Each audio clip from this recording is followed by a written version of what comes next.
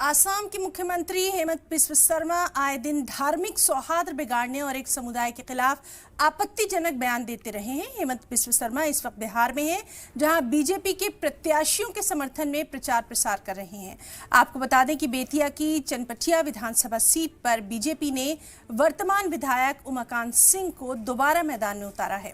उमाकांत सिंह के समर्थन में चुनावी सभा करते हुए एक बार फिर हेमंत बिस्व शर्मा ने सांप्रदायिक बयान दिया। सभा को संबोधित करते हुए हेमंत बिस्व शर्मा ने कहा कि साल 2014 में जब देश के प्रधानमंत्री नरेंद्र मोदी बने, तब जाकर ये देश बाबर और औरंगजेब साइड हुए। हेमंत बिस्व शर्मा ने आगे कहा कि केंद्र में आज मोदी की सरकार है, आज मोदी जी मजबूत हैं, इसलिए हम लोग गर्व से बोल पा रहे हैं कि हम हिंदू हैं। असम सीएम ने अपने संबोधन में दावा किया कि साल 2014 से पहले इसी देश में गर्व से नहीं कह पाते थे कि हम हिंदू हैं। आज हमारा समाज प्रधानमंत्री मोदी की अगुवाई में मजबूत हुआ है।